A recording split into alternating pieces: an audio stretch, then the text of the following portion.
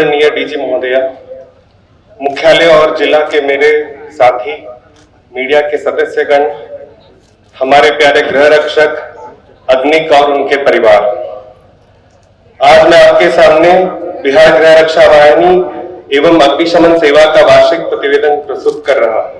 हमारी यात्रा असाधारण है, जो प्राय ऐसा न कभी हुआ है न होगा। मैं शुरू करना चाहूंगा गृह रक्षा वाहिनी जो 1947 से बिहार में निष्काम सेवा के सिद्धांत पर काम कर रहा है। वर्तमान में 36,063 गृह रक्षक पूरे साल कानून व्यवस्था बनाए रखने और महत्वपूर्ण संसर्पण विशेष रूप से देखा गया, जहां 1,30,000 से ज्यादा कर्मी पैक्स चुनाव और लोकसभा चुनाव सहित विभिन्न चुनाव प्रक्रियाओं में तैनात किए गए।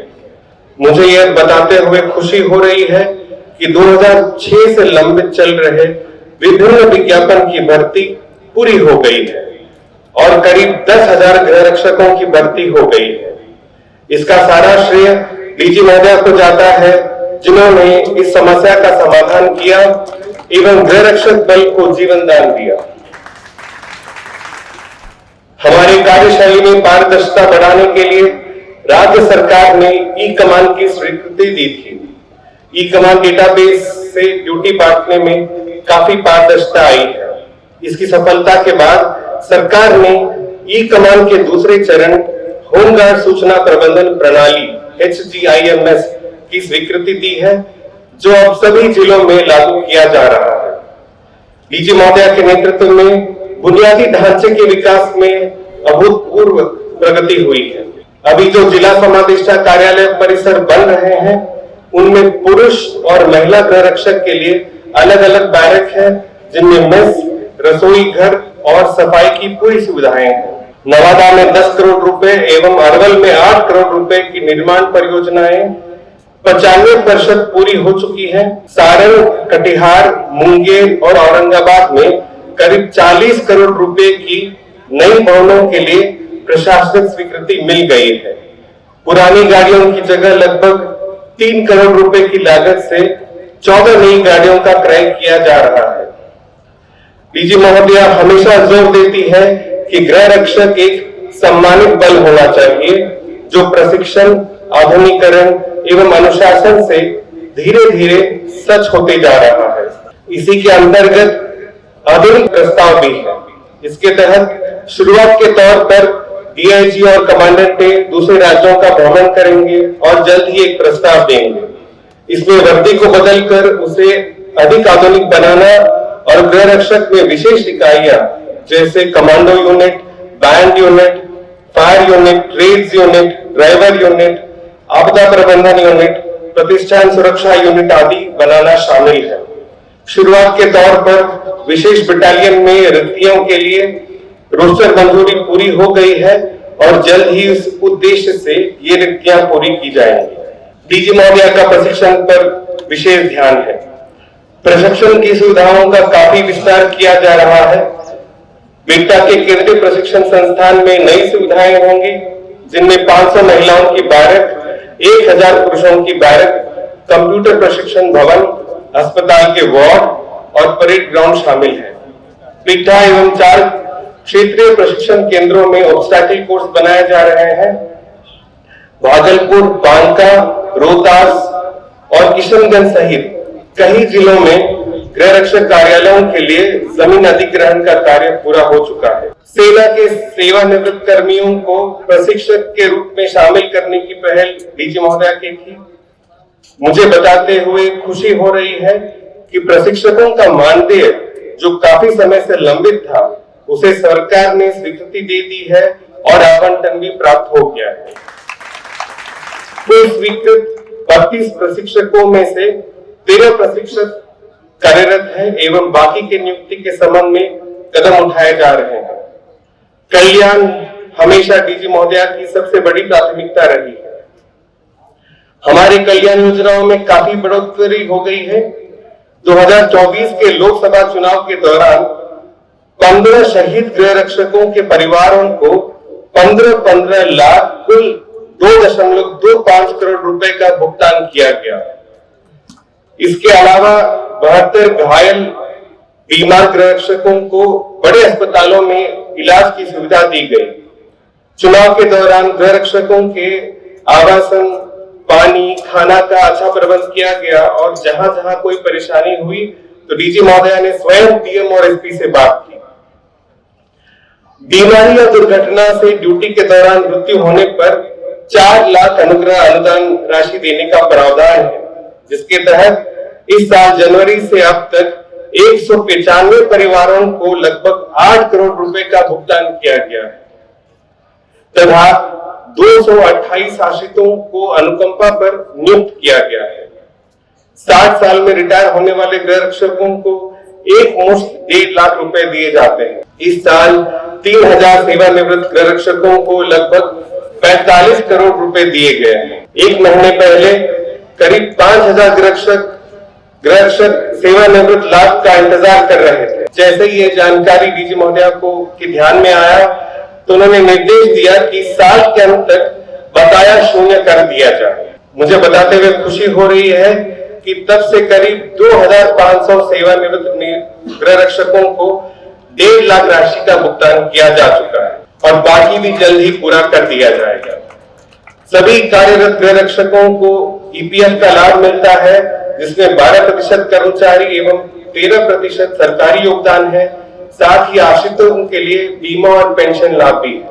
इसके अतिरिक्त पूर्व में 2 साल में एक बार गृहरक्षक को वर्दी भत्ता मिलता था, जिसे अब मुख्यालय के प्रस्ताव के आलोक में सरकार द्वारा प्रत्येक साल वर्दी भत्ता देने का निर्णय लिया गया है। गृहरक्षकों के मातृत्व अवकाश एवं दुर्घटना या रोग से ग्रसित हुए गृहरक्षकों के लिए 2 माह का मानदेय देने के संबंध में सरकार में सहमति बन गई है और सरकार के संकल्प की प्रतीक्षा है। जहां तक मानदेय में को बढ़ाने की बात है, इसको 774 रुपए से बढ़ाकर 1085 रुपए करने के प्रस्ताव पर सरकार में उच्च स्तर पर विचार किया जा रहा है और उम्मीद है कि शीघ्र ही इस पे सहमति बन जाएगी। अब बात करते हैं अग्निशमन सेवा की। अग्निशमन सेवा के क्षेत्र में कर्मियों की संख्या 2021 में 1963 से बढ़कर अब 4991 हो गई है, जो वर्ष 2021 के मुकाबले 2.5 गुना ज्यादा है। इसके अलावा 7276 पदाधिकारियों एवं कर्मियों के पद सृजन का प्रस्ताव गृह विभाग को भेजा गया है, जो प्रक्रियाधीन है। यह परिवर्तन अभूतपूर्व है और बिहार अग्निशमन सेवा हमेशा डीजी महोदया का आभारी रहेगा कि उन्होंने इसे एक स्वर्णिम युग में पहुंचाया। एक बड़ी उपलब्धि यह है कि अग्नि प्रशिक्षण अकादमी को अधिसूचित कर दिया गया है, जिसमें 92 पद स्वीकृत है। हम एफटीए फायर ट्रेनिंग एकेडमी को राज्य प्रशिक्षण केंद्र एसटीसी में परिवर्तित करने की प्रक्रिया में है, जिससे प्रशिक्षण के लिए हमारे संसाधन बढ़ेंगे। अग्निशमन सेवा के 163 पदाधिकारियों एवं कर्मियों को एनएफएससी नागपुर एवं अन्य संस्थानों से प्रशिक्षण दिलाया गया था। वर्तमान में अभी 207 प्रशिक्षणार्थ है। सभी पदों के लिए वर्दी, फॉर्मेशन साइन, बैज, रैंक के बैज और अन्य समारोह की चीजों को मानकीकृत किया गया है और सरकार ने इन्हें सरकारी गजट में अधिसूचित कर दिया है।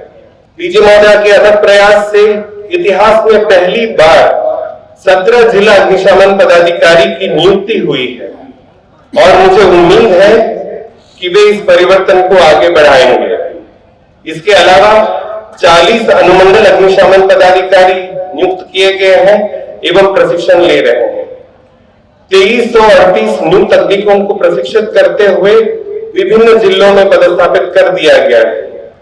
निदेशक बिहार अग्निशमन सेवा सहित विभिन्न राज्य पद के 42 पद पर नियुक्ति हेतु अधियाचना बिहार लोक सेवा आयोग बीपीएससी को भेजा गया है एवं उम्मीद है कि भर्ती जल्दी पूरी हो जाएगी।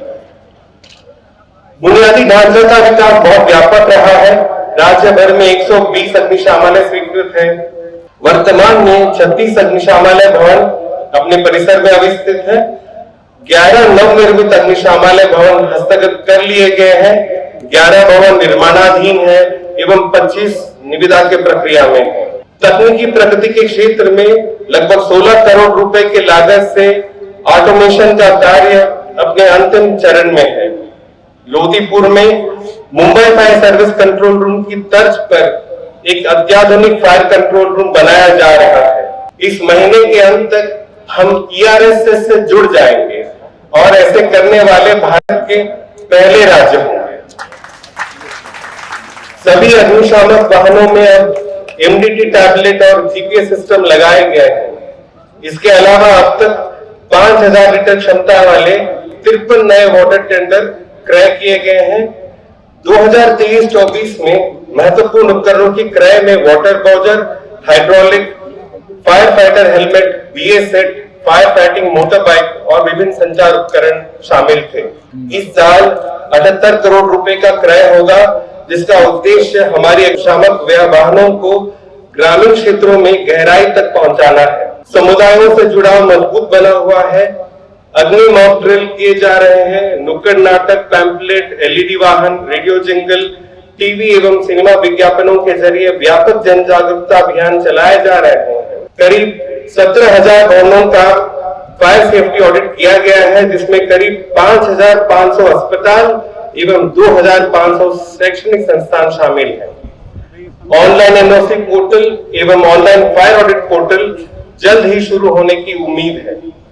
मुझे यह बताते हुए विशेष खुशी हो रही है कि हम SBI के साथ एक नए समझौते के जरिए अपनी कल्याण योजनाओं को बढ़ा रहे हैं, जो हर अग्निकर्मी के लिए 1.2 करोड़ रुपए का व्यापक बीमा होगा। साथ ही आग की दुर्घटनाओं सहित अन्य दुर्घटनाओं में 20 लाख रुपए मिलेंगे। इसमें बच्चों की शिक्षा, बेटी की शादी, प्लास्टिक सर्जरी, एयर एम्बुलेंस आदि का भी प्रावधान है। अग्निशमन सेवा में 4 पदाधिकारियों एवं कर्मियों को सराहनीय सेवा पदक प्रदान करने हेतु अनुशंसा भारत सरकार नई दिल्ली को भेजी गई है। आशा है कि 26 जनवरी को उन्हें इस पदक से भारत सरकार के द्वारा सम्मानित किया जाएगा। डीजी महोदया के कुशल नेतृत्व में बिहार गृह रक्षा वाहिनी एवं अग्निशमन सेवा में जो परिवर्तन हुआ है, उसकी अब पूरे देश में चर्चा होती है एवं कई राज्य क्रय, प्रशिक्षण, आधुनिकीकरण आदि में हमारा परामर्श लेते हैं।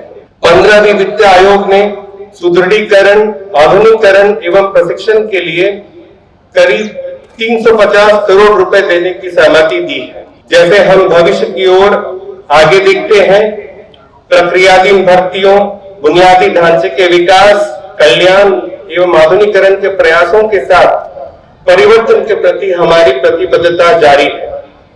मिलकर हम एक ज्यादा सक्षम, कुशल एवं जवाबदेह बल बना रहे हैं, जो जनता की सुरक्षा और सेवा के लिए समर्पित है। हम सब इसके लिए अपनी डीजी महोदया के आभारी हैं, जो दिन रात बिना थके, अपनी सेहत की परवाह किए बिना बिहार गृह रक्षा वाहिनी एवं अग्निशमन सेवाओं के परिवर्तन के लिए एकाग्र समर्पण के साथ कार्य करती है।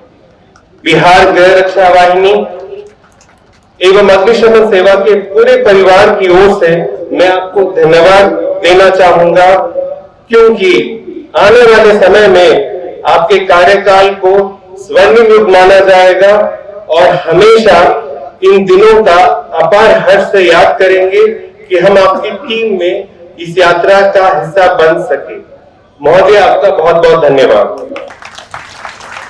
तथा समादेष्टा मोहम्मद इनामुल हक को धन्यवाद देना चाहूंगा, जो इस परिवर्तन की यात्रा में कदम से कदम मिलाकर चल रहे हैं, एवं आशा करूंगा कि हमारे नए डीआईजी साहब मोहम्मद फरूकुद्दीन जी भी इस राह पर चलेंगे। मैं पूरे आदर सम्मान के साथ कहना चाहता हूं कि मुझे इस परिवार के सदस्य होने में बहुत गर्व महसूस होता है। जय बिहार रक्षा वाहिनी, जय बिहार अग्निशमन सेवाएं, जय हिंद।